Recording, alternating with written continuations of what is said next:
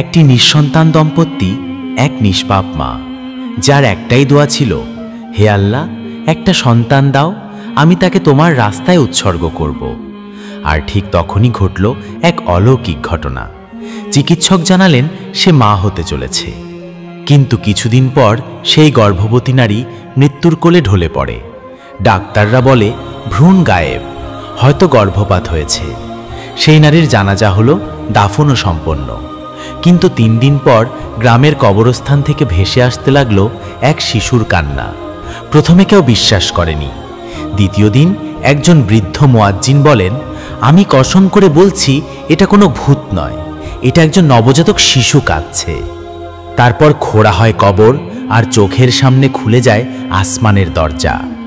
এক মৃত মায়ের কবরের নিচে একটি শিশু জীবিত জন্ম নিয়েছে। এটা কি শুধু কাকতালীয়, নাকি আল্লাহর কুদরতের এক উজ্জ্বল নিদর্শন? দেখুন এমন এক ঘটনা যা বিশ্বাস, কাঁপন এবং কান্না, 3টি অনুভব একসঙ্গে জাগিয়ে তোলে। নিঃসন্তান জীবনের দীর্ঘশ্বাসে কেটে যাচ্ছিল রুকাইয়া বেগমের দিন।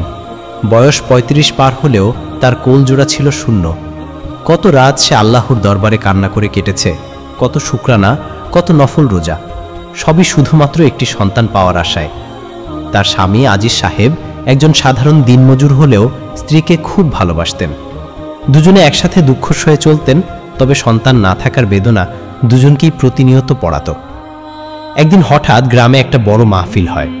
সেখানে এক আলেম বলছিলেন, আল্লাহর দরবারে কোনো দোয়া অকারণে ফেরত যায় না, হয় সাথে সাথে কবুল হয়, নয়তো পরকালের জন্য জমা থাকে, অথবা কোনো বড় বিপদ থেকে রক্ষা করা হয়।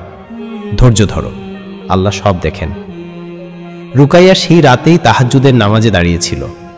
চোখ বেয়ে অশ্রু ঝরছিল। সে শুধু বলেছিল, হে আল্লাহ, তুমি যদি আমাকে একটি সন্তান দাও, আমি তাকে তোমার রাস্তায় উৎসর্গ করে দেব। শুধু একবার আমাকে মা ডাক শোনাও। সেই রাতের কয়েক মাস পর রুকাইয়ার শরীরে পরিবর্তন দেখা যায়। প্রথমে সে ভয় পেয়েছিল, ভাবছিল কোনো অসুখ না হয়। কিন্তু চিকিৎসকের কাছে গেলে জানা যায় সে গর্ভবতী। খুশির আতিশয্যে সে কেঁদে ফেলেছিল। পুরো গ্রামে যেন আনন্দের ঢেউ বয়ে যায়। নিঃসন্তান রুকাইয়া এখন মা হতে চলেছে। কিন্তু গর্ভকাল যেন শান্তির ছিল না। একটার পর একটা শারীরিক জটিলতা দেখা দেয়। কখনো উচ্চ রক্তচাপ, কখনো অসহনীয় ব্যথা। কিন্তু রুকাইয়া কোনো অভিযোগ করেনি। মুখে শুধু বলতো, যে সন্তান আল্লাহ দিয়েছেন, সে যদি আমার জান নিয়েও আসে, আমি রাজি আছি। 9ম মাসে গিয়ে সমস্যা আরও বেড়ে যায়। চিকিৎসক বলেন, আপনার শারীরিক অবস্থা খুবই সংকটাপন্ন, হয়তো সন্তান বাঁচবে, হয়তো আপনি নন। আজিজ সাহেব স্ত্রীর হাত ধরে বলেছিলেন, তুমি না থাকলেও আমি ওকে দেখে রাখব, কিন্তু আল্লাহ যেন দুজনকেই হায়াত দেন।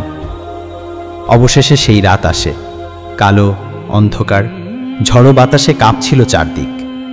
আশেপাশে চিকিৎসা ব্যবস্থা ছিল না, তাই গ্রাম্য ধাত্রী এসে ডেলিভারির জন্য প্রস্তুতি নেয়।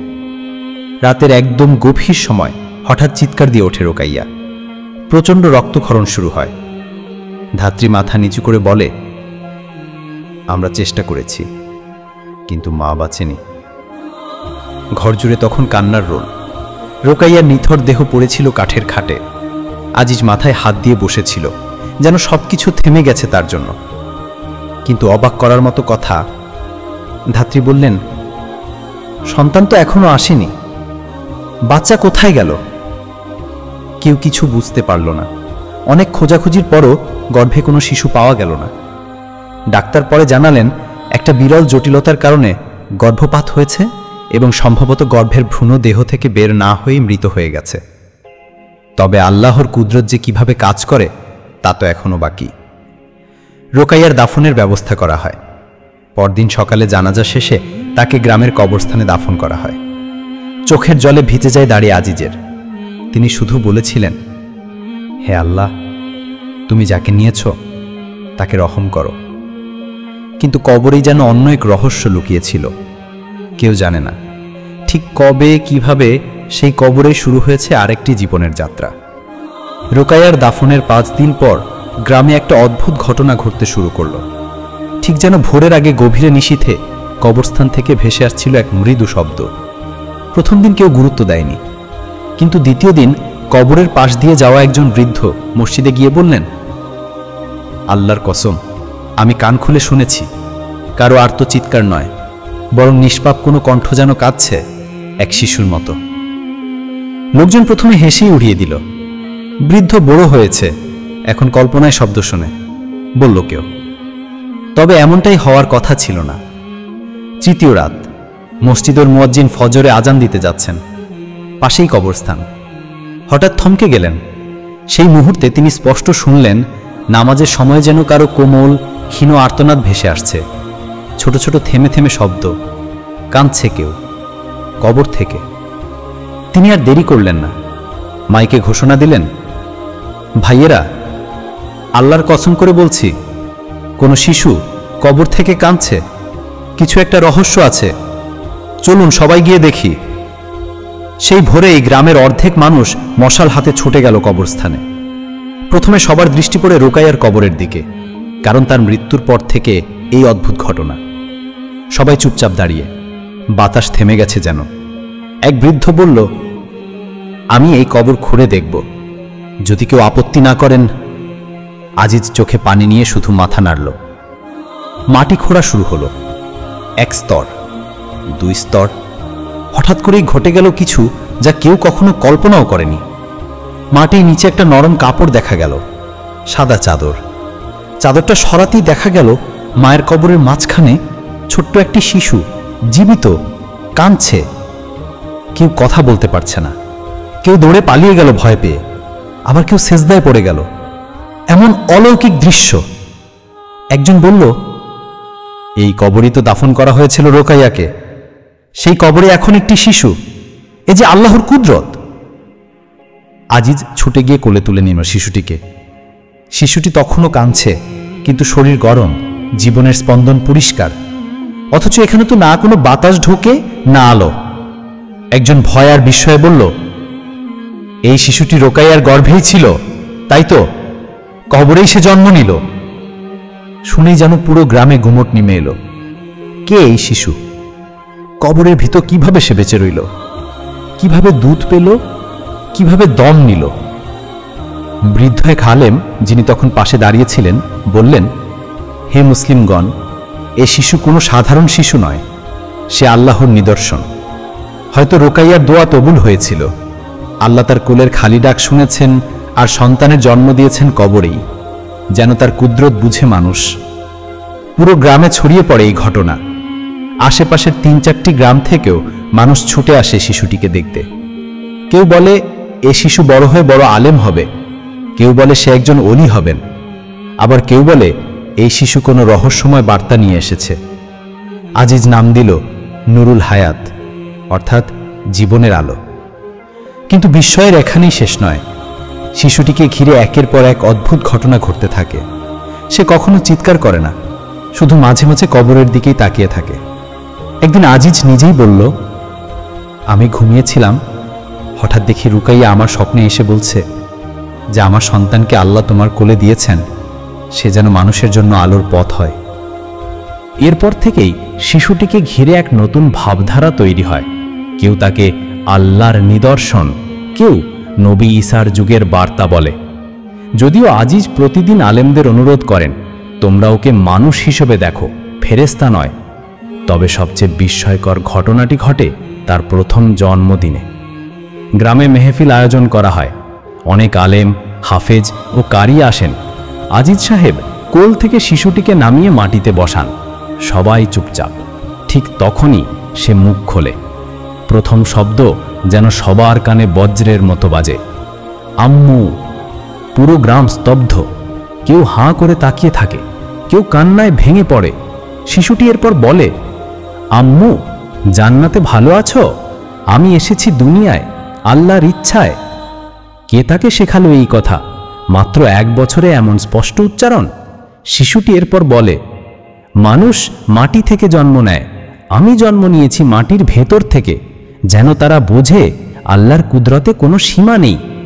ইমাম সাহেব সেজদায় পড়ে যান। তিনি বলেন, এই শিশু আল্লাহর রহমতের প্রতীক, তার মধ্যে কোনো ফেরেশতার ছায়া আছে। গ্রামের মধ্যে এমন ঘটনা আগে কখনো হয়নি।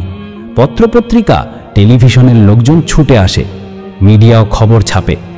কবরের নিচে জন্ম নেওয়া শিশুর অলৌকিক কথা, ঈমান জাগানি ঘটনা। কিন্তু আজিজ একান্তে বসে থাকেন, কারো সামনে যান না। তিনি বলতেন, এই সন্তান আমার নয়, আল্লাহর দেওয়া আমানত, আমি শুধু ওর পাহারাদার। শিশুটি আবার কবরের দিকে তাকিয়ে বলে, আম্মু জানে আমি এসেছি, আম্মুর কবরের মাটিতেই তো ছিল আমার দোলনা। এরপর কিছু লোক বলতে শুরু করে, হয়তো সে কোনো নবী। কিন্তু এক আলেম সাফ জানিয়ে দেন, না, মুহাম্মদ সাল্লাল্লাহু আলাইহি ওয়াসাল্লামের পরে আর কোনো নবী আসবেন না। তবে হ্যাঁ, আল্লাহ তার নিদর্শন দেখাতে পারেন এই শিশুদের মাধ্যমেই, যেন মানুষের ঈমান জাগে। নুরুল হায়াত বড় হতে থাকে, কিন্তু কবরস্থান তার কাছে ছিল যেন মায়ের কোলে ফিরে যাওয়ার অনুভব।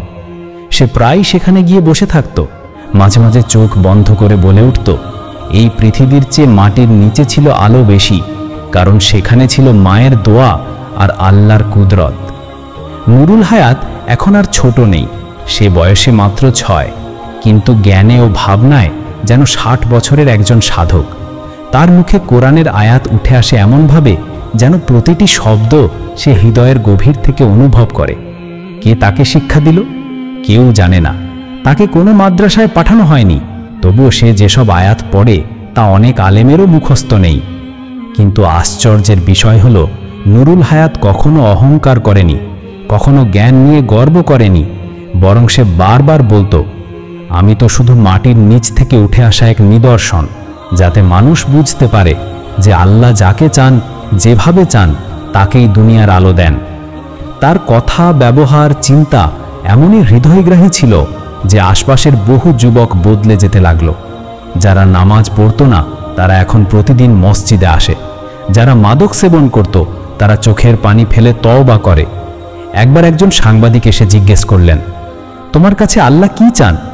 সে হেসে বলেছিল, আল্লাহ চান আমরা যেন জানি আমরা কিছুই না, আমাদের শক্তি নয়, তার দয়া ছাড়া কিছুই সম্ভব নয়। আর আল্লাহ চান আমরা তার কাছে ফিরে যাই, ভুলে না যাই। এমন একটি শিশুর মাধ্যমে আল্লাহ যেন গোটা অঞ্চলের অন্তর জাগিয়ে তুললেন। বড় বড় আলেমরা এসে অবাক হয়ে যেতেন। কেউ কেউ বলতেন সে ওলি হতে যাচ্ছে, তবে সে নিজেই বলতো, আমি ওলি না, আমি আম্মুর দোয়ায় জন্ম নেওয়া এক সন্তান। আমার শক্তি না, আল্লাহর কুদরত কাজ করেছে আমার জীবনে। একদিন সে হঠাৎ এক ঘোষণা দেয়, আমি এবার চলে যাব মায়ের কাছে, কিন্তু যাওয়ার আগে আমার একটা কথা সবার মনে গেঁথে দাও। মানুষ অবাক, তুমি তো ছোট, কোথায় যাবে? সে মুচকি হেসে বলল, আমার সময় শেষ। আল্লাহ যেভাবে আমাকে মাটির নিচ থেকে টেনেছেন, এখন তিনি চাইছেন আমি মাটির ওপরে তার বার্তা রেখে যাই। সেই রাতেই নুরুল হায়াত গ্রামের মসজিদে দাঁড়িয়ে গেল। মসজিদ উপচে পড়ছে মানুষের ভিড়ে। মিনবারে উঠে শিশুটি বলল, হে মানুষ, আমিও মাটি থেকে এসেছি, তোমরাও যাবে মাটির নিচে, কিন্তু তুমি কি নিয়ে যাবে সেখানে? তোমার বাড়ি, তোমার টাকা? না, নিয়ে যাবে কেবল আমল।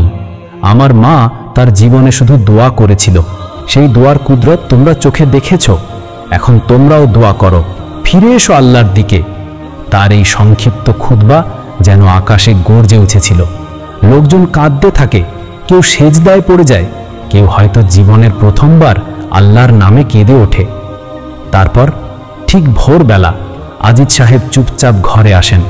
তিনি দেখেন নুরুল হায়াত মাটিতে সেজদায় রয়েছে, নিঃশ্বাস বন্ধ। তার মুখে এক প্রশান্তির হাসি, চোখ বন্ধ, পাশে একটা চিরকুট। আম্মুর কবরই আমার দোলনা ছিল, আম্মুর জান্নাতি হোক আমার ঘর। আমার চলে যাওয়াটা কারোর কান্না নয়, বরং চিন্তা হোক, তোমাদের কি প্রস্তুতি আছে আল্লাহর সামনে দাঁড়ানোর? সেই দৃশ্য গ্রামের ইতিহাসে সবচেয়ে বড় জানাজা। 4 গ্রামের মানুষ ছুটে আসে। মানুষ একে অপরকে বলে, এ ছিল এক ফেরেস্তার মতো শিশু, যার জন্ম কবর থেকে আর জীবন ছিল আল্লাহর কুদরতের নিদর্শন। তার কবর রাখা হয় মায়ের কবরের পাশেই। 2 কবরের মাঝখানে এক খণ্ড সাদা পাথরে লেখা হয়, এখানে শুয়ে আছেন সেই মা যিনি দোয়া করেছিলেন, আর পাশে শুয়ে আছে সেই দোয়ার উত্তর। বন্ধুরা, ভিডিওটি ভালো লাগলে লাইক, কমেন্ট, শেয়ার করতে ভুলবেন না। পরবর্তী ভিডিওটি পেতে চাইলে অবশ্যই সাবস্ক্রাইব করে পাশে থাকবেন। ধন্যবাদ।